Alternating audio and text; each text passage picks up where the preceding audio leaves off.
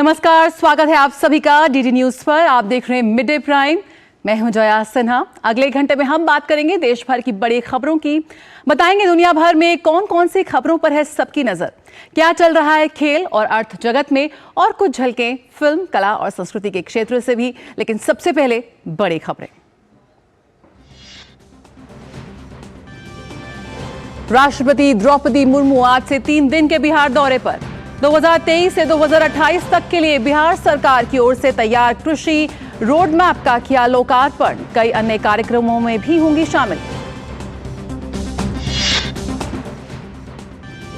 चुनावी सरगर्मियां तेज। मिजोरम विधानसभा चुनाव के लिए भाजपा ने जारी की 12 उम्मीदवारों की पहली सूची। पार्टी अध्यक्ष जेपी नड्डा कोटा अजमेर संभाग के कार्यकर्ताओं से रणनीति पर करेंगे चर्चा। वहीं दिल्ली में कांग्रेस केंद्रीय चुनाव समिति की बैठक जारी।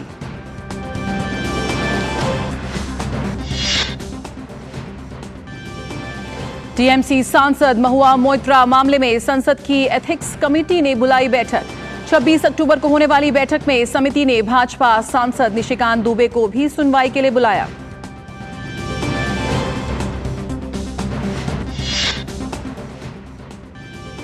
नई दिल्ली में जारी सेना कमांडर सम्मेलन का आज तीसरा दिन। रक्षा मंत्री राजनाथ सिंह सम्मेलन में लेंगे हिस्सा।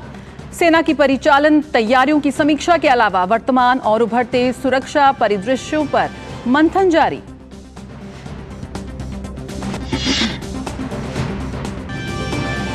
गजा में अस्पताल पर हुए हमले में 500 से अधिक लोगों की मौत। इजरायली पीएम ने इस्लामिक जिहाद को ठहराया जिम्मेदार।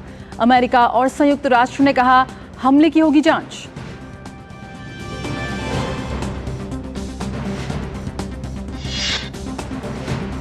क्रिकेट विश्व कप में आज चेन्नई में होगा अफगानिस्तान का न्यूजीलैंड के साथ मुकाबला।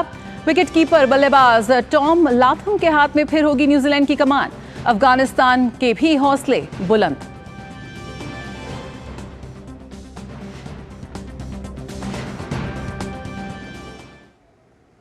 और शुरुआत करते हैं इस वक्त की बिग न्यूज के साथ।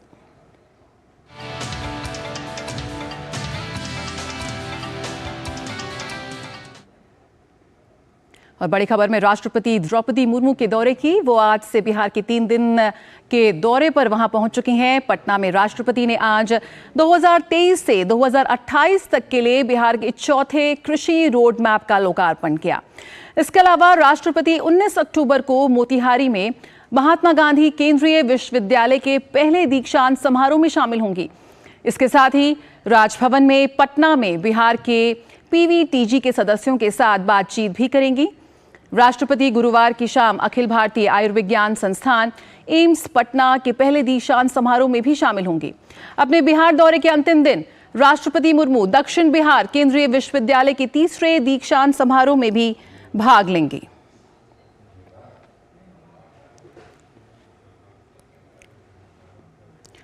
और रक्षा मंत्री राजनाथ सिंह आज सेना कमांडरों के सम्मेलन में भाग लेंगे।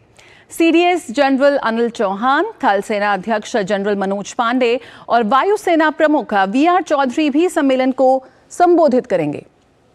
सेना कमांडरों का सम्मेलन नई दिल्ली में चल रहा है। ये शीर्ष स्तरीय द्विवार्षिक कार्यक्रम है। वैचारिक आधार पर विचार विमर्श के लिए भारतीय सेना को महत्वपूर्ण नीतिगत निर्णयों की सुविधा प्रदान करने का एक संस्थागत मंच है। 5 दिवसीय सम्मेलन के दौरान सेना कमांडर और अन्य वरिष्ठ पदाधिकारी पहले दिन वर्चुअल माध्यम से बैठक कर रहे हैं। शीर्ष नेतृत्व भारतीय सेना की परिचालन तैयारियों की समीक्षा के अलावा वर्तमान और उभरते सुरक्षा परिदृश्यों पर विचार मंथन कर रहा है।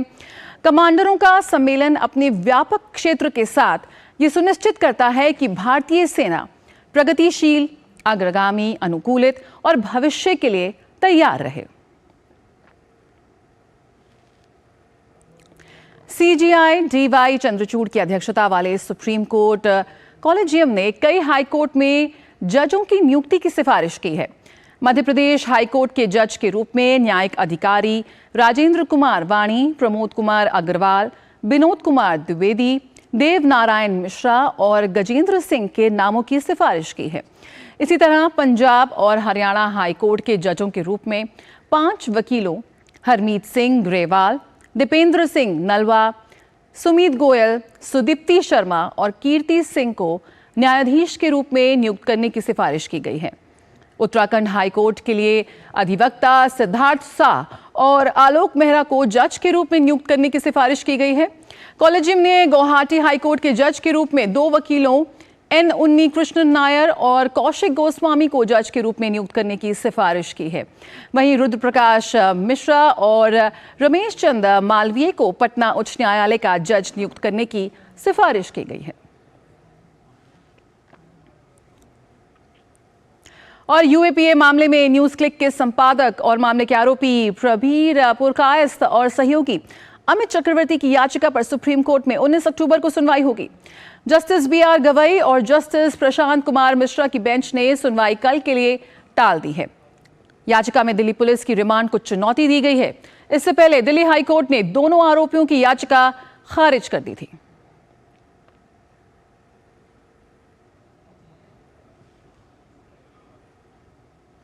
और प्रवर्तन निदेशालय ने हिमाचल प्रदेश छात्रवृत्ति घोटाले में पीएमएलए के तहत लगभग 6.25 करोड़ रुपए मूल्य की 5 अचल संपत्तियों को जब्त कर लिया है। ईडी ने कहा है कि कुर्क की गई संपत्ति राजदीप सिंह, कृष्ण कुमार और अन्य की है।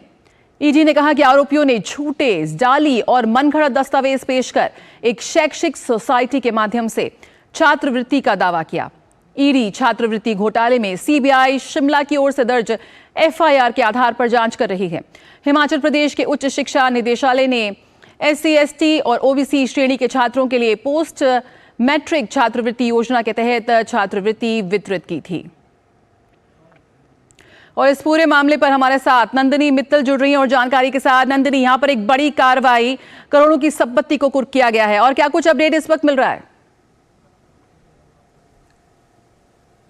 बिल्कुल सही बात है कि सरकार लगातार जितने भी भ्रष्टाचार के मामले हैं उस पर सख्त होती जा रही है और ईडी की कार्रवाई इसी बात का संकेत है। ये जो पूरा मामला है ये वर्ष 2011-2012 के दौरान हुआ और सामने आया जब सीबीआई ने ये पाया कि जो यहाँ का एजुकेशन डिपार्टमेंट है, हायर एजुकेशन डिपार्टमेंट और कुछ प्राइवेट संस्थान व जो कुछ बैंक हैं उनकी मिलीभगत से लगभग 200 करोड़ रुपए की छात्रवृत्ति जो है वो डिस्पर्स की गई है, दी गई है। जब ये पूरे मामले की जांच हुई तो ये पाया गया कि एक जो संस्थान है, पंडोगा स्थित संस्थान, वहां पर जो है कुछ लोगों का नाम, छात्रों का नाम जो है वो फर्जी तौर पे बनाया गया और उनके नाम से छात्रवृत्ति जो है वो जारी की गई। ये पूरा मामला 4 राज्यों में फैला हुआ है और बड़ी कार्रवाई जो है जब पहली बार हुई अगस्त 2023 में, जब 4 लोगों को गिरफ्तार किया गया। आपको रोकना चाहेंगे, यहाँ पर हम सीधे रुक करेंगे पटना का, बिहार, जहाँ पर राष्ट्रपति इस वक्त चौथे कृषि रोड मैप को संबोधित कर रही है। संबोधित इस कार्यक्रम को राष्ट्रपति के रूप में भले ही ये राज्य की मेरी पहली यात्रा है, मैं बिहार के लोगों और यहाँ की संस्कृति से भली भांति परिचित हूँ। पड़ोसी राज्य झारखंड के राज्यपाल पद के दायित्व का करीब 6 वर्षों तक निर्वहन करते हुए मैंने बिहार की संस्कृति और जीवन शैली को करीब से जाना और महसूस भी किया। मेरा गृह राज्य ओडिशा भी ऐतिहासिक रूप से बिहार से ही जुड़ा हुआ है। इसीलिए मुझे लगता है कि मैं भी अपने आप को बिहारी कह सकती हूँ।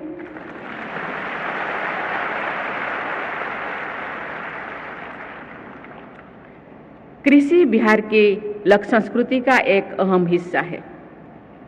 बोटोहिया, विदेशिया से लेकर कटनी और रोपनी गीतों तक की बिहार की लोक संस्कृति और साहित्य की यात्रा ने पूरी विश्व में अपनी पहचान बनाई है। मैंने सूरीनाम की अपनी यात्रा के दौरान वहाँ पर पुरातन बिहार के झलक देखा। विशाल भौगोलिक दूरी और अलग अलग टाइम जोन में होते हुए भी बिहार से गए लोग ने जहाँ तक वहाँ और रहते हैं अपनी संस्कृति और परंपरा को संजोए रखा है, वही दूसरे ओर स्थानीयता में भी रोज बस गए हैं। देवियों और सजनों, बिहार की सभ्यता विश्व की प्राचीनतम सभ्यताओं में से एक है। हम सब जानते हैं कि मानव सभ्यता के विकास और कृषि के बीच घनिष्ठ संबंध रहा है। कृषि बिहार की अर्थव्यवस्था का आधार है। कृषि और संबंध क्षेत्रों में न केवल राज्य का लगभग आधा कार्यबल लगा हुआ है, बल्कि राज्य की जीडीपी में भी इसका अहम योगदान है। इस प्रदेश की उन्नति के लिए कृषि क्षेत्र का सर्वांगीण विकास अत्यंत आवश्यक है। ये प्रसन्नता की बात है कि बिहार सरकार वर्ष 2008 से ही कृषि रोड मैप का क्रियान्वयन कर रही है। मुझे ये जानकर खुशी हो रही है कि पिछले 3 कृषि रोड मैप के क्रियान्वयन के फलस्वरूप राज्य में धान, गेहूं और मक्का की उत्पादकता लगभग दुगनी हुई है। साथ ही बिहार मशरूम, शहद, मखाना और मछली उत्पादन में भी अग्रणी राज्यों में शामिल हो गई है। 4th कृषि रोड मैप का शुभारंभ इस प्रयास को और आगे बढ़ाने की दिशा में महत्वपूर्ण कदम है। मुझे ये बताया गया है कि इस कृषि रोड मैप के अंतर्गत आगामी 5 वर्षों में फसलों के विविधीकरण, बेहतर सिंचाई सुविधा, भूमि और जल संग्रहण, बीज उत्पादन में आत्मनिर्भरता, जलवायु अनुकूल कृषि, फसल अवशेष प्रबंधन, पशु स्वास्थ्य प्रबंधन, भंडारण की सुविधा का विकास जैसे विषयों पर बल दिया जाएगा। देवियों और स्वजनों, बिहार के किसान भाई बहन खेती में नए नए प्रयोगों को आजमाने और अपनाने के लिए जाने जाते हैं। यही वजह है कि नोबेल पुरस्कार से सम्मानित एक अर्थशास्त्री ने नालंदा के किसानों को ग्रेटर देन साइंटिस्ट कहा था।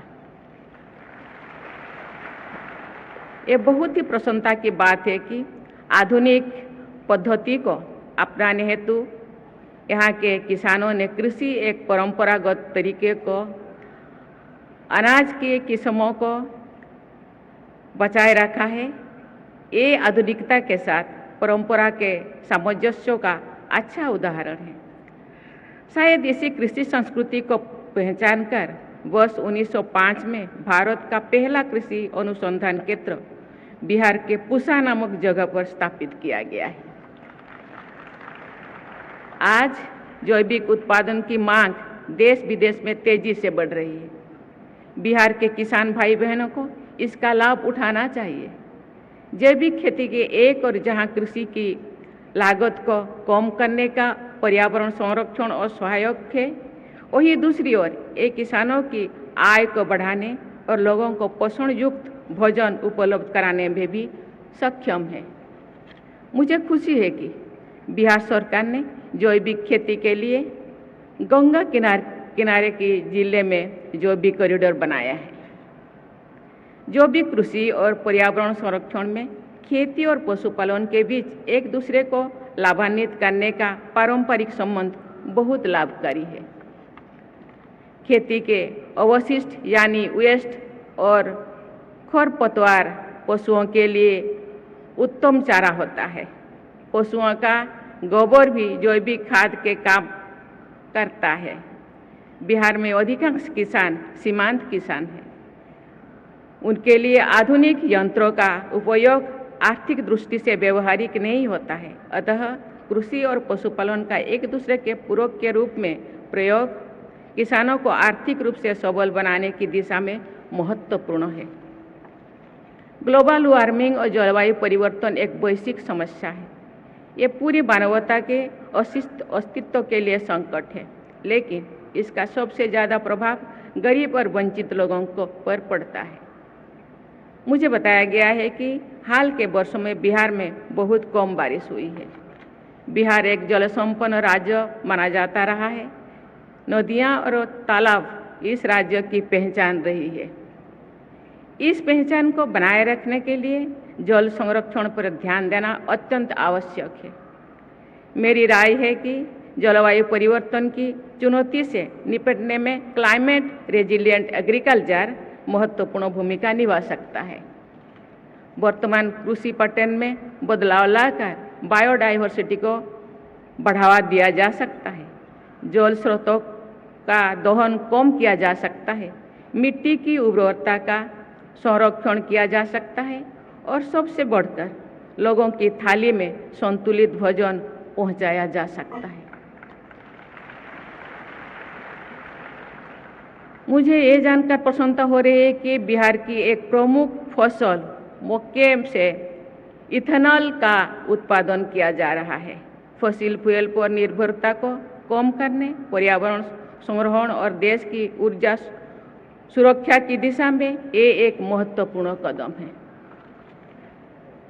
सब्जियों और फलों का उत्पादन भी आर्थिक और पर्यावरण की दृष्टि से लाभदायक हो सकता है। बिहार अनानास, आम, केला, अमरूद और लीची का प्रमुख उत्पादन राज्य है। यहाँ पर गोभी, बैंगन, आलू, प्याज जैसी सब्जियां भी प्रचुर मात्रा में उगाई जाती है।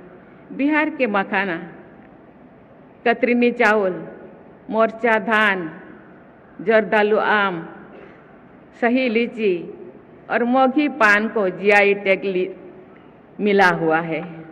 लेकिन सब्जियों और फलों के बड़े पैमाने पर उत्पादन में भंडारण, परिवहन और बाजार जैसी समस्याओं सामने आती है। उचित भंडारण, सस्ती और विश्वसनीय परिवहन व्यवस्था और व्यापक बाजार उपलब्ध कराकर फलों और सब्जियों के उत्पादन को प्रोत्साहित किया जा सकता है। मुझे खुशी है कि चतुर्थ कृषि रोड मैप के प्रोसेसिंग यूनिट्स बनाने, मेगा फूड पार्क स्थापित करने और एक्सपोर्ट इंफ्रास्ट्रक्चर विकसित करने जैसे प्रावधान है। देवी और स्वजनों, बिहार भगवान बुद्ध और अशोक की धरती है। उन्होंने संपूर्ण मानवता को शांति और सद्भाव का पाठ पढ़ाया है। आप इस पावन धरती के वासी हैं, इसीलिए आपसे ये अपेक्षा की जाती है कि आप एक ऐसी समाज का आदर्श प्रस्तुत करें जिसमें द्वेष और कलह की कोई गुंजाइश नहीं होना चाहिए। विकसित भारत के सपने को पूरा करने में इस प्रदेश का योगदान अत्यंत महत्वपूर्ण है, लेकिन इस सपने को सच्चाई से बदलने के लिए हमें मानव निर्मित संकीर्णताओं से बाहर निकालना होगा। बिहार को एक विकसित राज्य बनाने के लिए समेकित विकास के अलावा कोई विकल्प नहीं है। राज्य के नीति निर्माताओं और जनता को बिहार की प्रगति के लिए एक रोड मैप निर्धारित करना होगा और उस पर चलना होगा। ये बहुत ही प्रसन्नता की बात है कि कृषि रोड मैप का क्रियान्वयन किया जा रहा है। मुझे और अधिक खुशी होगी जो बिहार विकास के हर मानक पर रोड मैप बनाकर लगातार प्रगति के पथ पर बढ़ता दिखाई दे, क्योंकि ये भी मेरा राज्य है। मैं अपना राज्य मानती हूँ बिहार को। माननीय मुख्यमंत्री ने मुझे बार बार आने के लिए कहते हैं, मैं जरूर आऊँगी, क्योंकि ये भी मेरा राज्य है। कभी मेरे पूर्वजों में यहाँ रहा करते थे, अभी मेरा भाई बहन उनके उत्तर पीढ़ी है, तो ये भी मेरा राज्य अपने मानती हूँ। इसीलिए मुझे जरूर आना है, मैं आऊँगी बीच बीच में, क्योंकि मैं भी किसान की बेटी हूँ। यहाँ कैसे जैविक खेती किया जाता है, कैसे भंडारण, कैसे प्रावधान रोड मैप द्वारा क्या हो रहा है, मुझे भी जानकारी लेना है। मुझे तो प्रेसिडेंट के पास जाना है, गांव को खेती करना है।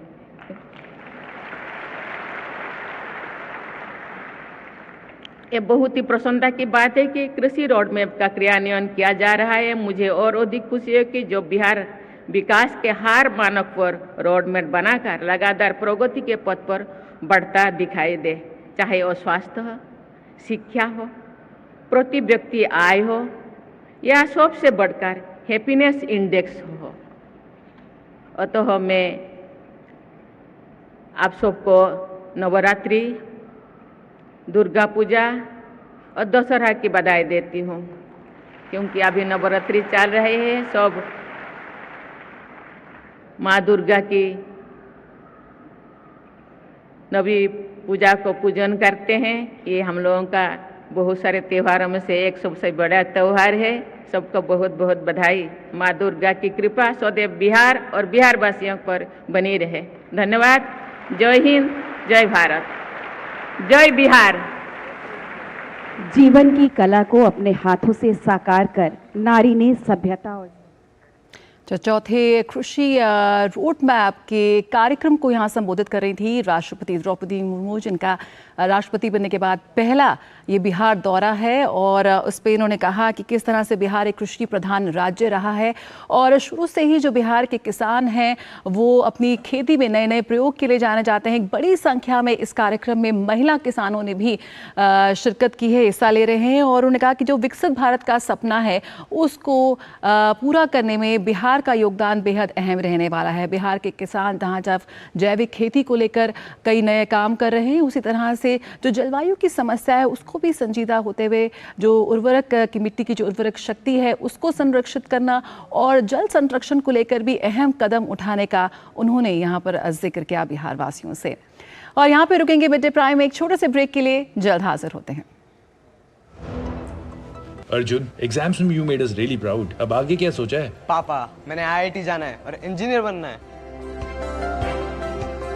थिंक आईआईटी, थिंक विद्या मंदिर।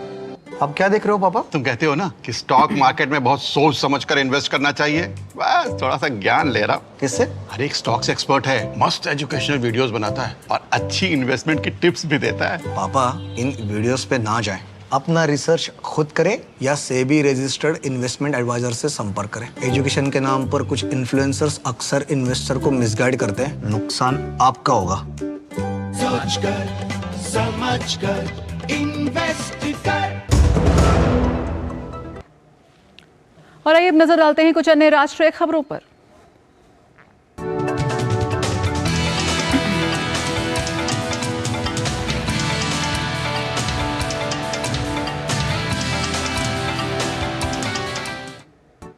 और टीएमसी सांसद महुआ मोइत्रा को लेकर लोकसभा की आचार समिति ने 26 अक्टूबर को बीजेपी सांसद निशिकांत दुबे को सुनवाई के लिए बुलाया है। आपको बता दें कि बीजेपी सांसद निशिकांत दुबे ने टीएमसी सांसद महुआ मोइत्रा को लेकर लोकसभा अध्यक्ष को एक पत्र लिखा था, जिसमें टीएमसी सांसद पर पैसे और गिफ्ट लेकर सवाल पूछने का आरोप लगाया था।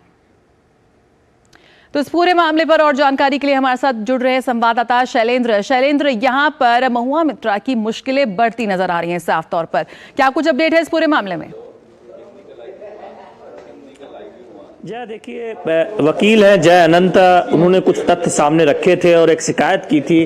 उसके बाद हमने देखा कि बीजेपी सांसद निशिकांत दुबे ने लोकसभा अध्यक्ष को पत्र लिखकर विस्तार से बताया था कि जिस तरह की खबरें आई हैं कि महुआ मोइत्रा जो टीएमसी सांसद हैं उन पर पैसे और गिफ्ट लेकर सवाल पूछने का आरोप लगाया और एक रिसर्च सामने रखी जिसमें किस तरह से उन्हें सवाल उपलब्ध कराए गए, किस तरह से ये प्रतीत होता है कि उन्होंने एक समूह द्वारा, एक व्यवसायी द्वारा दिए गए सवालों को पूछा है लोकसभा में। इस तरह के कुछ तथ्य सामने रखे गए और ये दावा किया गया कि उन्होंने पैसे और गिफ्ट लिए हैं इसके बदले में, और मांग ये की कि उन्हें निलंबित किया जाए जब तक कि एक जांच समिति न बन जाए और जांच समिति इस आरोपों की जांच करे। हमने देखा कि जो लोकसभा की इथिक्स कमेटी है उसे कल ये मामला सौंप दिया गया था। इथिक्स कमेटी यानी ये जो लोकसभा की आचार समिति है, और आज ही निशिकांत दुबे को एक मेल गया है और ये बताया गया है कि आप जो तथ्य आपने सामने रखे हैं, जो आरोप आपने लगाए हैं, उनको लेकर आपका क्या कहना है वो आप आकर बताएं। 26 अक्टूबर को यानी गुरुवार को आप उनकी 12:30 बजे वो सुनवाई के लिए जाएंगे, जहां पर वो अपने तथ्य रख सकते हैं कि किन सबूतों के आधार पर या तथ्य के आधार पर उन्होंने आरोप लगाए हैं। और जो वकील है जय अनंत, उन्हें भी ये कहा गया है कि आप आइए और बताइए जो आपने तथ्य सामने रखे, जो शिकायत की, उसमें क्या आपके पास है सबूत या फिर जो जानकारी आप साझा करना चाहते हैं। तो निश्चित तौर पर इथिक्स कमेटी ने अपना काम करना शुरू कर दिया है और जय अनंत की तरफ से ये एक प्रक्रिया होती है कि जब आप को सूचना दी जाती है तब ये कहा जाता है कि आप इस निश्चित तारीख तक बताएं कि आप कब पेश होना चाहते हैं, आप पेश हो रहे हैं कि नहीं हो रहे हैं, यानी आप सुनवाई के लिए आएंगे कि नहीं आएंगे। तो जो वकील जयअनंत ने ये सूचना भी दे दी है कि वो स्वीकार करते हैं और वो सुनवाई के लिए पहुंचेंगे। बिल्कुल शैलेंद्र, लेकिन यहाँ पर जिस तरह से आरोपों का दौर आगे बढ़ता नजर आ रहा है, मोहित्रा ने तो यहाँ पर जो वकील है उन पर मानहानि का केस ठोक दिया है, लेकिन किस तरह से यहाँ पर जो एथिक्स कमेटी है उस पर जांच शुरू हो गई है, लेकिन कैसे वो काम करती है आगे नजर आएगी, किस तरह से ये जो पूरे मामले की तह तक वो जाती नजर आएगी, और क्या कुछ और आगे इंप्लीकेशंस हो सकते हैं मोहित्रा?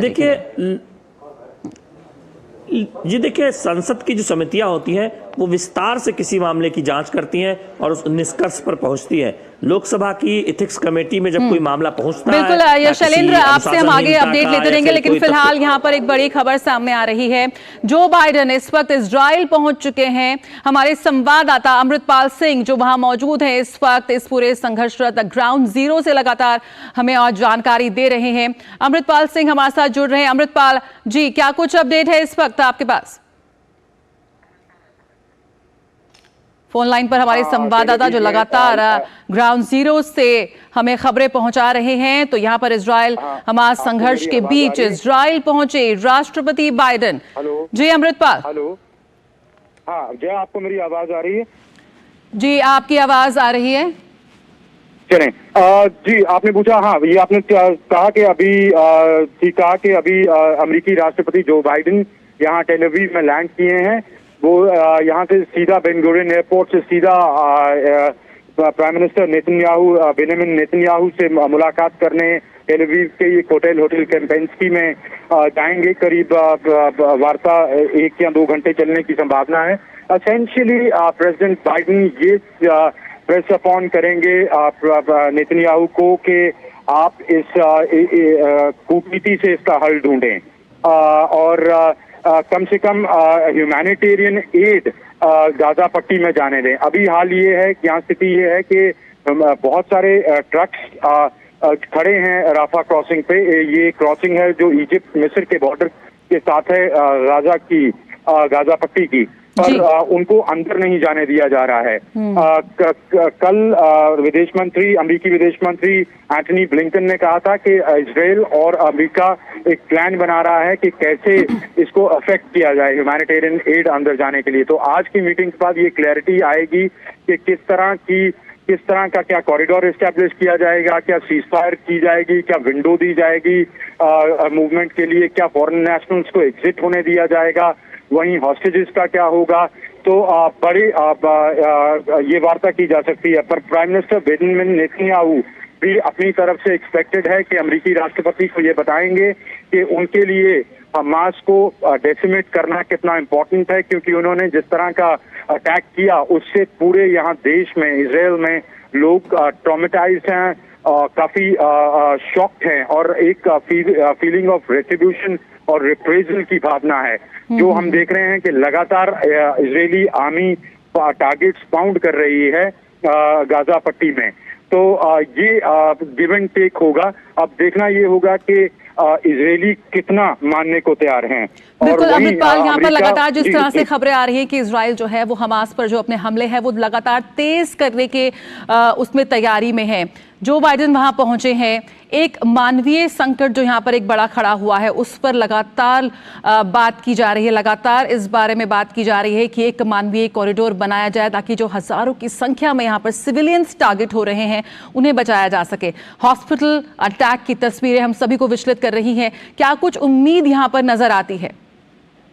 देखिए, उम्मीद तो अभी कम है कि सीज फायर हो। आप ठीक कह रही हैं कि इजरायलीज अपनी मिलिट्री कैंपेन और तेज करेंगे और ऑलरेडी वो काफी गाजा पट्टी पर हवा के थ्रू एरियल बॉम्बिंग कर रहे हैं अपने अटैक हेलीकॉप्टर से, अपने लड़ाकू विमानों से, फाइटर जेट्स पे, राफा क्रॉसिंग पे उन्होंने कल मिसाइल्स दागे, अपने आर्टी फायर्स कर रहे हैं, इजराइल की धरती से गोले दाग रहे हैं गाजा पट्टी पे और ये इस एक्टिविटी को और तेज करेंगे। वहीं हमास भी लगातार रिटेलिएट कर रही है, बर्राज ऑफ रॉकेट्स मार रही है इजरायली टेरिटरी में। हाल ये है कि जो गाजा पट्टी के साथ इजराइल का बॉर्डर है, गाजा एन्क्लेव कहते हैं उसको, वहां पर गांव के गांव खाली करा लिए गए हैं क्योंकि इतनी तबाही हो रही है, लोगों को दूर के शहरों में मूव किया गया है। तो मुझे नहीं लगता कि अभी अमेरिकी राष्ट्रपति की मुलाकात के बाद इजराइल अपनी मिलिट्री कैंपेन स्लो करने के किसी मूड में है। हालांकि राष्ट्रपति बाइडेन ये दबाव बनाने की कोशिश करेंगे बेंजामिन नेतन्याहू पर। पब्लिक कंजम्पशन के के लिए इस तरह की स्टेटमेंट्स भी इस मीटिंग के बाद दी जाएंगी कि we support Israel's right to self defence और ये सब। पर यहाँ इजराइल किसी मूड में नहीं है। वो दो टूक शब्दों में बेंजामिन नेतन्याहू जो बाइडेन को बताएंगे कि उनके लिए कितना इम्पोर्टेंट है इसका रिप्रेजल और रेट्रिब्यूशन। वही जो आपने कहा मानवीय, अगर west led by America, American president ये इनसे ले सके कि ये अलाउ कर दें कि ह्यूमैनिटेरियन एड कम से कम अंदर चला जाए, पानी अंदर जाने दे, क्योंकि वहां स्थिति काफी खराब है। एक तो जो रॉकेट, एक तो ये जो मिसाइल अटैक और बॉम्बिंग तो कर ही रहे हैं, वहां पे एसेंशियल सप्लाईज खत्म हो गई हैं, हॉस्पिटल्स ओवरफ्लो कर रहे हैं, सर्जिकल इक्विपमेंट्स नहीं है, मेडिसिन नहीं है, पीने का पानी खत्म हो गया है। लोग दूसरे जो नॉन ड्रिंकिंग वाटर सोर्सेज से पानी पी रहे हैं। वाटर बोर्न डिजीजेस फैलने की बहुत बड़ी संभावना है। तो इस सब के अनफोल्डिंग मानवीय क्राइसिस के बीच किस तरह की नेगोशिएशन करके किस तरह का बीच का रास्ता निकाल पाए, वो अगर इस विजिट पे हो जाए वो बड़ी बात होगी। और अगर इजराइल कर भी दे, अलाउ कर भी दे ह्यूमैनिटेरियन एड जाने की, क्या वो स्टैंड करेगी? जब राष्ट्रपति चले जाएंगे, हमास मान लीजिए एक सहमति बन गई, हमास ने 4 अटैक्स किए, ये फिर वापस रिटेलिएटरी अटैक्स करेंगे, तो जो ट्रूस भी होगी या विंडो ऑफ ट्रूस होगी, ट्रूस तो खैर अभी मुझे नहीं लग रहा ऑन द ग्राउंड के ये किसी मूड में है ट्रूस करने के। ये अगर मानवीय रीजंस की वजह से, एड के रीजंस की वजह से ये विंडो भी देते हैं, वो विंडो कितनी होल्ड अपॉन कर पाएगी, वो काफी शेकी होगा। बिल्कुल, यहाँ पर अमृतपाल, जॉर्डन की तरफ से ये बयान आ रहा है कि अब बातचीत युद्ध को रोकने में सक्षम नहीं है। जो बाइडेन के साथ उसने अपनी मीटिंग भी रद्द कर दी। ऐसे में यहाँ पर जो बाइडेन का पहुंचना, तस्वीरें हम अपने टेलीविजन स्क्रीन पर देख रहे हैं, कड़ी सुरक्षा के बीच जो बाइडेन इस वक्त इजराइल अब पहुंच चुके हैं। सभी बड़ी उम्मीद के साथ वहां देख रहे हैं उनको, लेकिन जिस तरह से यहाँ पर दोनों ही पक्ष तेज करते हुए अपने अटैक को, क्या कुछ कह सकते हैं? मैक्सिमलिस्ट पोजीशंस हैं जया, दोनों साइड्स मैक्सिमलिस्ट पोजीशंस ले रही हैं। जब भी आप जंग में जाते हैं आपका एक ऑब्जेक्टिव होता है। वो ऑब्जेक्टिव इनके लिए ये है कि ये कहते तो ये है कि हम डेसिमेट कर देंगे, जिस तरह की स्टेटमेंट्स आपको सुनने को मिल रही हैं बेंजामिन नेतन्याहू से, आईडीएफ चीफ से, इनके फॉरेन मिनिस्टर से, that we'll wipe them out, we'll reduce them to rubble. ये चाहते हैं कि उनको डेसिमेट कर दें। वो करना इतना आसान नहीं है। मान लीजिए डेसिमेट नहीं भी कर पाते, पर इनका ऑब्जेक्टिव होगा कि हमास को इतना नुकसान पहुंचा दें, इतनी क्षति पहुंचा दें, इतना वीकन कर दें कि वो हिम्मत ना कर सकें इस तरह के अटैक्स दोबारा करने की, at least for some time to come. 10 साल आप किसी ऑर्गेनाइजेशन को इतना नुकसान पहुंचा देते हैं, उनको 10 साल लग जाए खड़े होने में। तो ये अनलेस वो मिलिट्री ऑब्जेक्टिव अचीव कर लें, ये मुझे नहीं लगता अपनी मिलिट्री कैंपेन को लेट डाउन करेंगे या बंद करेंगे या डाउन स्केल करेंगे। वहीं हमास के पास फाइट टू द फिनिश है। वो तो गुरिल्ला फाइटर्स हैं, काफी मोटिवेटेड फाइटर्स हैं। उन्होंने कह भी दिया कि हम अपने खून के आखिरी कतरे तक लड़ेंगे। उनकी तो मतलब इनके लिए सिक्योरिटी की इशू है, उनके लिए सर्वाइवल का इशू है। तो वो भी जितनी उनमें कुव्वत है उस हिसाब से लड़ेंगे। वो तो चाहेंगे कि और एस्केलेट हो जाए, नॉर्थ में फ्रंट खुल जाए, हिजबुल्ला इन पे अटैक करना शुरू कर दे, और अगर कॉन्फ्लिक्ट और बाहर निकल जाता है, वो तो कि और प्लेयर्स इन्वॉल्व हो जाते हैं, तो उनके लिए उतना बढ़िया है, क्योंकि उनकी क्षमता नहीं है इनसे अकेले लड़ने की। तो अभी तो जिस स्टेज पे स्थिति है, कैंपेन तेज रहेगी। कुछ अगर जो बाइडेन आज की इस यात्रा से लेके जा सकें, वो है एक विंडो और एड के जाने का रास्ता, और वो निगोशिएशन तब होगी अगर ये लोग वो इनके हॉस्टेजेस वगैरह छोड़ने का की कुछ बात करते हैं, पर वो भी पॉसिबिलिटी अभी दिख नहीं रही। जी बिल्कुल। अमृत, यहाँ पर जब से इस संघर्ष की शुरुआत हुई है, जो बाइडेन की पहली विजिट है, इजरायली प्रधानमंत्री उनकी अगवानी करने पहुंचे। तस्वीरें हमने देखी अपने टेलीविजन स्क्रीन पर, जहां पर लगातार ये बयान आ रहे हैं कि जो हॉस्पिटल पे अटैक हुआ है उसकी निंदा करते हैं। दोनों ही अब जो हैं, जो आपके प्राइम मिनिस्टर, इजराइल के प्राइम मिनिस्टर, उनके अपने शहर में, अपने देश में उसका लगातार वो निंदा की जा रही है इस अटैक को लेकर। क्या कुछ ये तस्वीरें यहाँ पर कहती नजर आती हैं? क्या मायने माने इसके? देखिए, अटैक की निंदा तो यहाँ पे कोई निंदा नहीं हो रही है। मैं आपको बताऊं, यहाँ पर इनका नैरेटिव ये है कि जी ये हमास ने खुद ही करवाया है। आईडीएफ की आप स्टेटमेंट देखें, उन्होंने कहा है कि उन्होंने अपने डेटा शेयर कर दिए हैं कि हमारी जो टेक्निकल सर्वेलेंस है वो ये कहती है कि इन्होंने अल अरेबिया हॉस्पिटल पे खुद अटैक किया है, इनके रॉकेट्स मिस फायर हुए हैं, उसमें लोग मरे हैं। तो ये मानने को तैयार नहीं है वो। और secondly, sentiment on the ground retribution का है। तो ठीक है, पब्लिक कंजम्पशन के लिए ये स्टेटमेंट्स दे दी जाती हैं कि ऐसा नहीं होना चाहिए, पर उन्होंने ये किया तो उसका कोई खास मतलब होता नहीं है। आप देखेंगे आने वाले दिनों में इस तरह की वारदातें दोबारा होती रहेंगी। दुनिया इनको क्रिटिसाइज भी करेगी, पर ये जो इन्होंने सोच के रखा है ऑब्जेक्टिव अचीव करना, वो अचीव करेंगे। ये उसकी जस्टिफिकेशंस देते रहेंगे। तो ये जो तस्वीरें आ रही हैं वो बिल्कुल विचलित करने वाली हैं। पर सवाल है, डू दे केयर? तो ये सब है, और इसके बीच में ये प्रयास कूटनीतिक चल रहा है। अब इनको जॉर्डन अमान जाना था, उन्होंने कह दिया नहीं जी हम बात ही करने को तैयार नहीं है, हाँ। क्योंकि ये लोग ये कर रहे हैं। तो अभी दोनों, मैं बताऊं, आप मध्यस्थता तो तब करेंगे ना जब दोनों साइड में से कोई पीस की तरफ बढ़ना चाहे, जब कोई बातचीत करना चाहेंगे। वो जब थक जाएंगे, आज से शायद हफ्ते बाद, 10 दिन बाद, तब कोई संभावना हो सकती है। अभी तो देखें, कोई संभावना मेरी अंडरस्टैंडिंग में नहीं है। ह्यूमैनिटेरियन कॉरिडोर खुल जाए वो बड़ी बात है। बिल्कुल, एक बड़ी यहाँ पर एक बड़ी उम्मीद से ये इस जो आगमन है अमेरिकी राष्ट्रपति जो बाइडेन का तेल अवीव, उसकी उम्मीद कर रहा है इस वक्त वो तमाम लोग जो आहत हैं उन तस्वीरों को देखते हुए, जहां पर एक बड़ी मानवीय जो क्षति है वो सामने आ रही है। बहुत बहुत शुक्रिया अमृतपाल फिलहाल इस जानकारी के साथ जुड़ने के लिए। तो जो लगातार जो आम नागरिक, सिविलियंस मारे जा रहे हैं इस संघर्ष में, उसको लेकर तमाम ओर से निंदा की जा रही है, लेकिन ऐसे में क्या कोई मानवीय गलियारा खुलता नजर आता है, उसको हम देखेंगे। यहाँ पर रुकेंगे एक छोटे से ब्रेक के लिए, जल्द हाजिर होते हैं। अर्जुन, एग्जाम्स में you made us really proud. अब आगे क्या सोचा है? पापा, मैंने आईआईटी जाना है और इंजीनियर बनना है। थिंक आईआईटी, थिंक विद्या मंदिर। डेयरी क्षेत्र में कार्यरत पशुपालकों, तकनीशियनों तथा संगठनों के प्रयासों को प्रोत्साहन देने हेतु राष्ट्रीय गोकुल मिशन के अंतर्गत राष्ट्रीय गोपाल रत्न पुरस्कार से सम्मानित किया जाता है। ये पुरस्कार 3 वर्गों में सर्वश्रेष्ठ कार्यों और अमूल्य योगदान के लिए दिया जाता है। आवेदन करने के लिए www.awards.gov.in पर या अपने नजदीकी कॉमन सर्विस सेंटर से संपर्क करें। आवेदन की अवधि 15 अगस्त से 15 अक्टूबर 2023 है। राष्ट्रीय गोपाल रत्न पुरस्कार 2023। अब क्या देख रहे हो पापा? तुम कहते हो ना कि स्टॉक मार्केट में बहुत सोच समझ कर इन्वेस्ट करना चाहिए, बस थोड़ा सा ज्ञान ले रहा। किससे? हर एक स्टॉक्स एक्सपर्ट है, मस्त एजुकेशनल वीडियोस बनाता है और अच्छी इन्वेस्टमेंट की टिप्स भी देता है। पापा, इन वीडियोस पे ना जाए, अपना रिसर्च खुद करें या सेबी रजिस्टर्ड इन्वेस्टमेंट एडवाइजर से संपर्क करें। एजुकेशन के नाम पर कुछ इन्फ्लुएंसर्स अक्सर इन्वेस्टर को मिसगाइड करते हैं, नुकसान आपका होगा। सोच कर समझ कर इन्वेस्ट कर।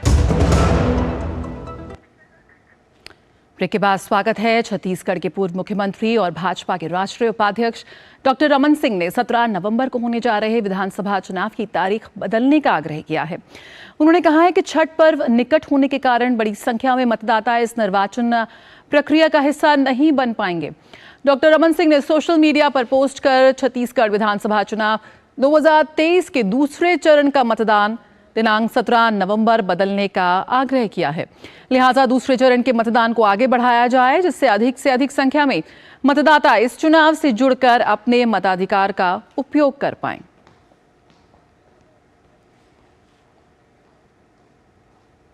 और मिजोरम विधानसभा चुनाव के लिए बीजेपी ने 12 उम्मीदवारों की लिस्ट जारी की है।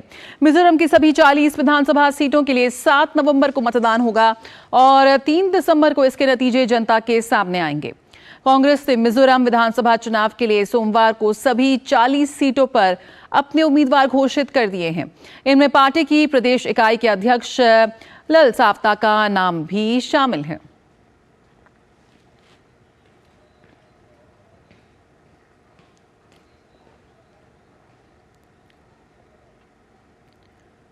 और चुनावों के बारे में अगर आगे बात करें तो भाजपा अध्यक्ष जगत प्रकाश नड्डा आज राजस्थान के कोटा और अजमेर जिले के दौरे पर रहेंगे। यहां वो पार्टी कार्यकर्ताओं के साथ चुनाव की रणनीति पर चर्चा करेंगे। जेपी नड्डा कोटा के लोटस अनंता औद्योगिक क्षेत्र में विभिन्न कार्यक्रमों में शिरकत करेंगे। कार्यक्रम में शामिल होने के बाद नड्डा शाम को अजमेर के किशनगढ़ में मार्बल एसोसिएशन के लोगों से मिलकर विभिन्न विषयों को लेकर चर्चा करेंगे। इसके बाद संगठनात्मक विभिन्न बैठकों में भाग लेंगे। इससे पहले जेपी नड्डा सोमवार को ही राजस्थान के दौरे पर आए थे। जोधपुर में उन्होंने पार्टी नेताओं और पदाधिकारियों के साथ 3 दौर की बैठकें की थी। तो भाजपा अध्यक्ष का कोटा अजमेर दौरा।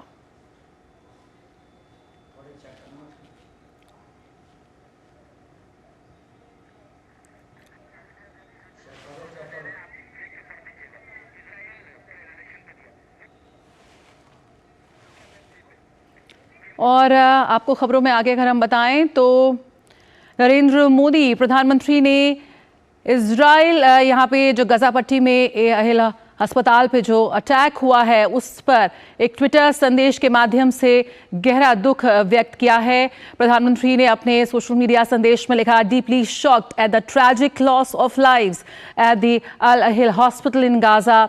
Our heartfelt condolences to the family of the victims and prayers for speedy recovery of those injured.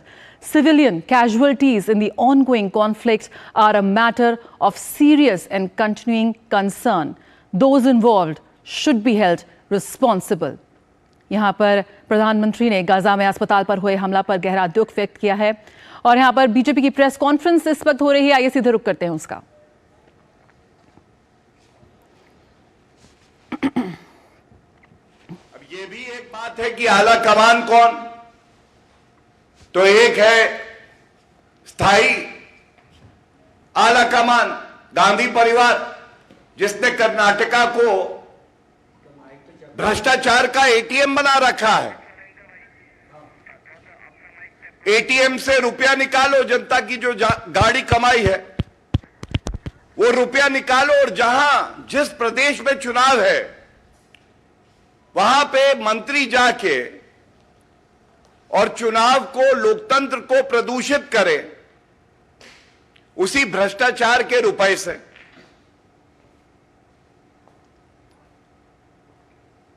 अब यह भी तथ्य बड़ा महत्वपूर्ण है कि जब भ्रष्टाचारी मंत्री शिवानंद पाटिल से पूछा गया और बात आई कि आप ही है ना उस वीडियो में, तो उन्होंने स्वीकारा, हां मैं ही हूं। तो यह तथ्य तो प्रमाणित हो गया कि कर्नाटका के मंत्री जनता की गाड़ी कमाई लूटकर हैदराबाद जाते हैं और उसके बाद जनता की सेवा तो कांग्रेस के डीएनए में है नहीं। वर्षा करवाते हैं अपने ऊपर नोटों की। तो यह पूछा जाना चाहिए आज कि अगर चुनाव तेलंगाना में है तो कर्नाटका के 3 मंत्री हैदराबाद में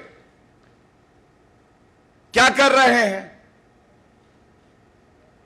यह भी पूछा जाना चाहिए। क्या कांग्रेस के अध्यक्ष खड़गे जी इस तरह का जो ओछा, हल्का, घटिया आचरण है मंत्री का, उसके साथ इत्तेफाक रखते हैं कि नहीं?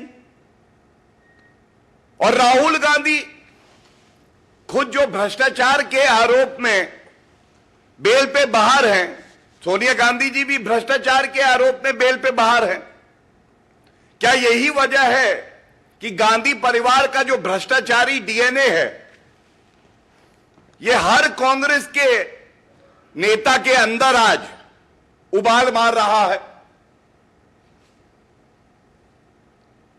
जब ऐसे दृश्य सामने आते हैं तो आज पूरे भारत की जनता फर्क देख रही है।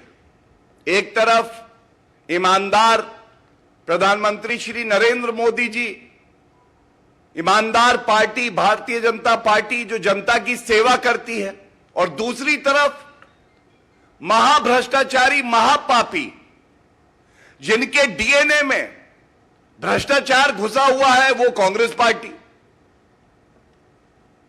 और जब इस तरह के मुद्दे उठाए जाते हैं तो कांग्रेस पार्टी से उनके अध्यक्ष नील बटा सन्नाटा, राहुल गांधी चुप्पी साध लेते हैं। यह मौन स्वीकृति होती है। तुम प्रदेशों को लूटो, जनता को लूटो, और धन की वर्षा करनी है तो गांधी परिवार पर करो, कुछ बच जाए तो अपने आप पे करो, लेकिन जनता की सेवा मत करो। ये जो रुपया है इसको लूटना और इसका इस्तेमाल गांधी परिवार के हित के लिए करना, यह भ्रष्टाचारी कांग्रेस पार्टी के नेताओं का जन्म सिद्ध अधिकार बन गया है। और इस अधिकार की भावना को ध्वस्त कर देना काम है भारतीय जनता पार्टी का। और जो भारत की, कर्नाटका की, तेलंगाना की जनता, चुनाव के जब परिणाम आएंगे, बड़ी जिम्मेदारी से कह रहा हूं, सूपड़ा साफ होगा इन भ्रष्टाचारियों का। और सूपड़ा चुनाव में साफ होगा, उसके अलावा ऐसे भ्रष्टाचारी मंत्री संवैधानिक पद पे बने रहें, ये लोकतंत्र के लिए खतरा है। इनको तुरंत मंत्री पद से हटाना चाहिए।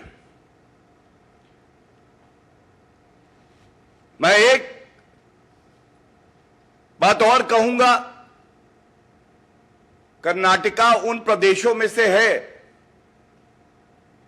जो भारत की प्रगति में अहम भूमिका निभाता है।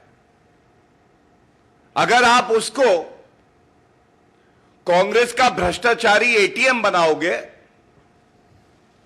तो यह बिल्कुल बर्दाश्त नहीं किया जाएगा।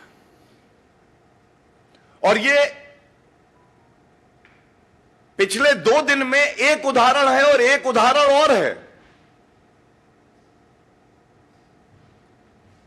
कल हमने देखा किस तरह से राजस्थान में एक एमएलए कांग्रेस पार्टी का, एक बुजुर्ग आदमी कांग्रेस के विधायक से मिलने जाता है। और हम सब जानते हैं कि राजस्थान की आन बान शान कुछ है तो वो पगड़ी है। वो व्यक्ति बुजुर्ग था, उसका सम्मान होना चाहिए था। कांग्रेस के विधायक जनता के प्रतिनिधि हैं, उनकी बात सुननी चाहिए थी। लेकिन हमने देखा कि कांग्रेस के विधायक ने पगड़ी पर कस के लात मारी। इस तरह का आचरण, इस तरह का व्यवहार जनता के साथ, तो ये बात जरूर कहेंगे, ये जो कांग्रेस पार्टी के लीडर्स में गुरूर की भावना है कि जनता को कुचल देंगे, तो ये ना भारत बर्दाश्त करेगा ना राजस्थान सहेगा। और आप देखेंगे कि जब जनता लात मारेगी ना, तो अशोक गहलोत हो या तमाम और लीडर हो कांग्रेस पार्टी के, बहुत दर्द होगा।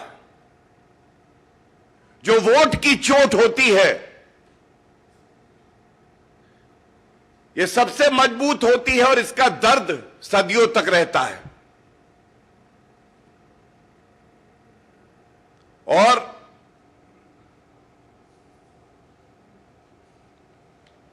इसके साथ मैं इतना ही कहूंगा, प्रदेश दर प्रदेश कांग्रेस पार्टी भ्रष्टाचार का पर्याय है। ये केवल लूट खसोट कर सकते हैं, जनता का अपमान कर सकते हैं, भाई भतीजावाद कर सकते हैं। इनके चरित्र में ही है कि लोकतंत्र को नष्ट करेंगे। और ये जो उदाहरण मैंने आपके सामने पेश किए, ये स्पष्ट कर देते हैं कि जनता भी इंतजार कर रही है।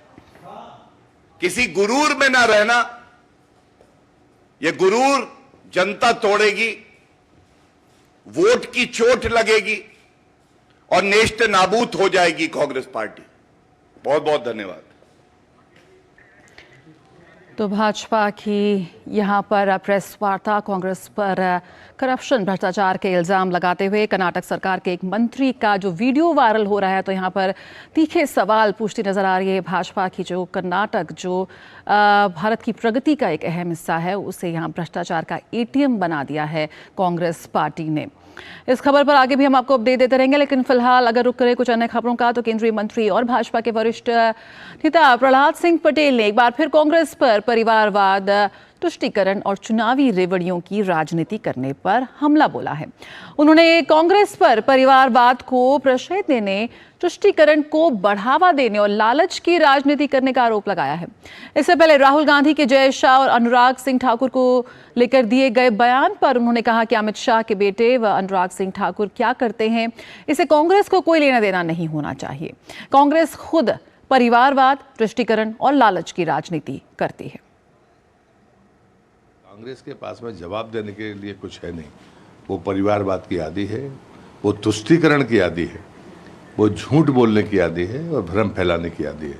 और लालच की राजनीति सादा कांग्रेस करती रही है और उसी का परिणाम है अभी सूची निकलने के बाद जो मध्य प्रदेश में चित्र आया, जो भगदड़ मची है और जो आग लगी हुई है, जो इसका प्रमाण है। और तमिलनाडु के विरुधुनगर जिले में पटाखा फैक्ट्रियों में लगी आग की 2 घटनाओं में 14 लोगों की मृत्यु हो चुकी है। पहली घटना रंगापलयम इलाके की है। पुलिस ने बताया कि पटाखों के नमूना परीक्षण के दौरान यह हादसा हुआ। इस घटना में 12 महिलाओं समेत 13 लोगों की मृत्यु हो गई।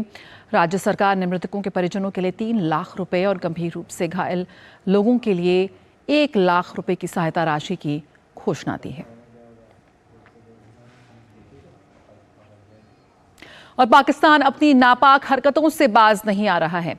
बीएसएफ जम्मू के पीआरओ ने बताया कि मंगलवार को पाक रेंजर्स ने अरनिया सेक्टर में बीएसएफ जवानों पर अकारण गोलीबारी की, जिसका बीएसएफ जवानों ने मुंह तोड़ जवाब दिया। बीएसएफ पीआरओ ने जानकारी दी कि गोलीबारी के दौरान बीएसएफ के 2 जवान घायल हुए हैं, जिन्हें तुरंत चिकित्सा सहायता प्रदान की गई है। और महिला सशक्तिकरण अभियान को बढ़ावा देने के लिए सीआरपीएफ की महिला बाइक रैली यशस्विनी उत्तर प्रदेश के सीतापुर पहुंच गई है। इस रैली को मेघालय के मुख्यमंत्री कोनराड के संगमा ने शिलांग में हरी झंडी दिखाकर गुजरात के लिए रवाना किया था।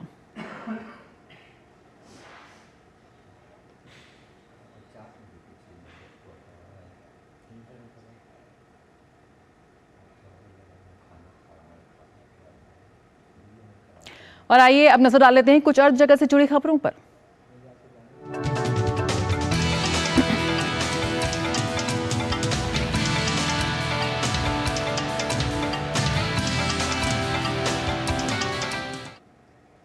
और रेटिंग एजेंसी क्रिसिल ने अपनी इंफ्रास्ट्रक्चर ईयरबुक 2023 में कहा है कि भारत वित्त वर्ष 2023-24 से 2029-30 के बीच बुनियादी ढांचे पर करीब 143 लाख करोड़ रुपए खर्च करेगा। रेटिंग एजेंसी क्रिसिल ने अनुमान जताते हुए कहा कि ये राशि पिछले 7 वित्त वर्षों में खर्च किए गए 67 लाख करोड़ रुपए की तुलना में दोगुना से भी अधिक है। समीक्षाधीन अवधि में कुल 36.6 लाख करोड़ रुपए का निवेश हरित परियोजनाओं में होगा, जो 2017 से 2023 के मुकाबले 5 गुना है। क्रिसल लिमिटेड के प्रबंध निदेशक और मुख्य कार्यपालक अधिकारी अमीश मेहता ने कहा कि एजेंसी को उम्मीद है कि वित्त वर्ष 2030-31 तक भारत का सकल घरेलू उत्पाद औसतन 6.7% की दर से बढ़ेगा और ये सबसे तेजी से बढ़ने वाली बड़ी अर्थव्यवस्था में होगा। अमीश मेहता ने कहा कि वित्त वर्ष 2030-31 तक प्रति व्यक्ति आय मौजूदा $2,500 अमेरिकी डॉलर से बढ़कर $4,500 हो जाएगी, जिससे भारत एक मध्यम आय वाला देश बन जाएगा।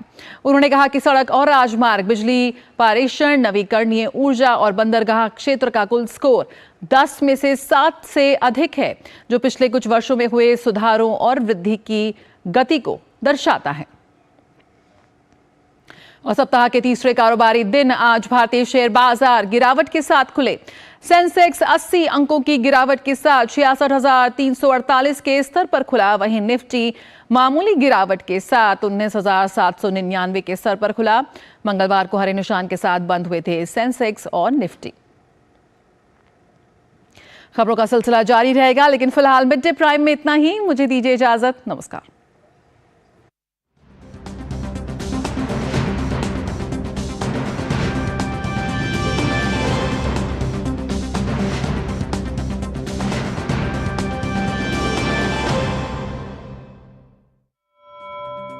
राष्ट्रपति पदासीना द्रौपदी मुर्मुः त्रिदिनात्मिकीं यात्राम् उद्दिश्य बिहार राज्यं सम्प्राप्ता।